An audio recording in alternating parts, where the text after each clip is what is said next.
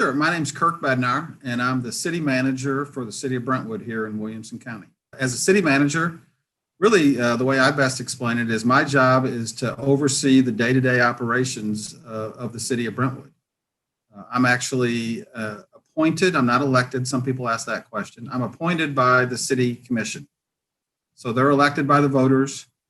Then they appoint me as city manager, and then my job is really to implement the city's policies and rules and programs. So all of the city employees technically report to me. So I'm the one that is the boss, so to speak, of the fire chief and the police chief and all the different department heads. And then they, of course, hire their employees underneath them. But bottom line is my job is to oversee the day-to-day running of the city of Brentwood. Yeah, so the city management field has a different number of paths that people get into it on. I took the traditional route. So I went to, got an undergraduate degree in public administration. And then I went to graduate school and got a master's degree in public administration. So that's government, kind of business and government. Public administration is half business classes, half government type classes. And so after my master's degree, I got a job with the city of Fort Worth in Texas for about 6 years.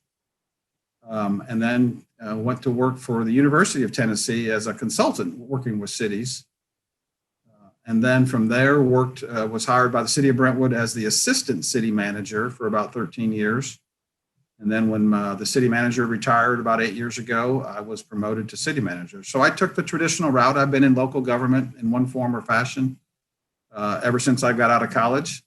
And usually you take, like a lot of jobs, you start in an entry level, more of a beginning type position, hope to do a good job and get recognized, and you get promoted up step by step. And that's kind of the way I did it.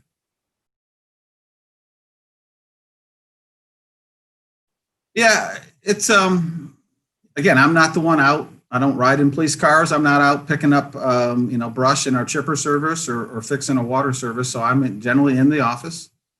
A lot of my time is spent in meetings and coordinating things we've got going on. So whether that's a big construction project and working with contractors and consultants and engineers to make sure that's on track.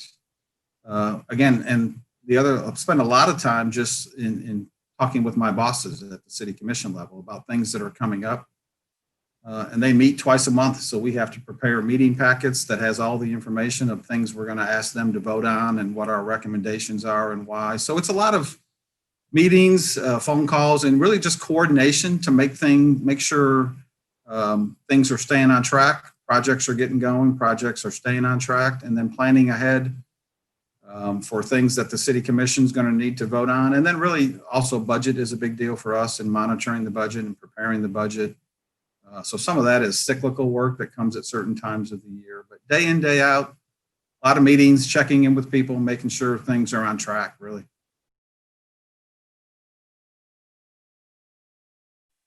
Well, the thing that I liked the most and the thing that really attracted me the most was the fact that you're able to do a job, and if you're successful in it, you see things that impact everyday life in the community in which you live. So again, a lot of the projects, I live in Brentwood. And so people, I'm able to work on a project, like take a park project. It's really gratifying to be able to work on a park project and see that from the beginning to the end. And then on Saturday morning, take my family to that park and know that I had, some role in seeing things happen, and then watching other people, residents of our community, get the enjoyment and the quality of life satisfaction out of those things. So it's really the ability to see the benefit of what you do day in and day out reflected in the community that you live in, and to have the personal satisfaction of watching other people, your neighbors, benefit from that same thing. Yeah, I was always kind of a history nerd. So I was always into social studies and history. And so that kind of leads you, a lot of history is based around what governments do, and or good or bad, unfortunately. So really that was primary thing, social studies, civics, those kind of courses. When I went to college, my two thoughts were going to be either a history teacher or go to law school. And a lot of people who go to law school, have a history or social science background. And then in college, I had a class taught that was taught by the city manager of the city where I was going to college, and that's the impetus that got me kind of looking at the city management field. But it was generally history, social studies, government related topics that were of interest to me.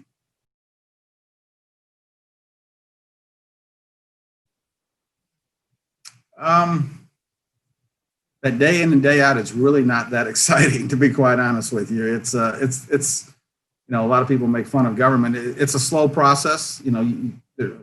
We don't make decisions today and move into some big new project or new service. It really is a thing that's just got to take time to happen.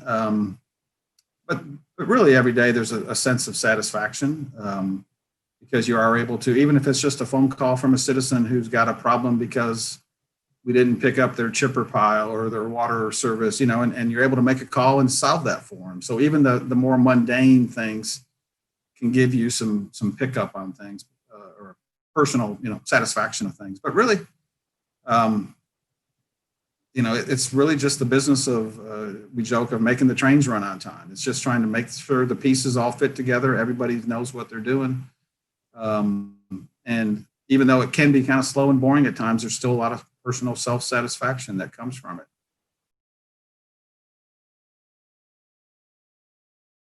Yeah, I think you really do have to understand that, and I hate to say it this way, that it's not a business where you're going to get rich as a personal income type of basis. And trust me, I'm paid well. I don't want to say that I don't, and it is a fun business, but it's really something where you've got to have a passion for it, and sometimes that passion can start in middle school and high school level with some of the clubs and the social service opportunities that are available there. The idea of, I'm a Rotarian, and the motto of Rotary is service above self, and that's really what a local government or a public service, doesn't have to be local government, state, even federal level.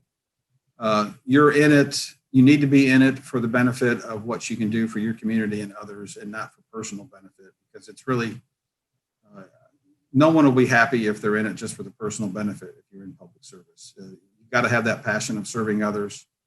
And then if that's the case, there's many opportunities and routes you can go that are, specialized in areas that maybe are a little more technical in nature, that someone really has a deeper interest or passion in. But bottom line is, I think you've got to have the appreciation of serving others.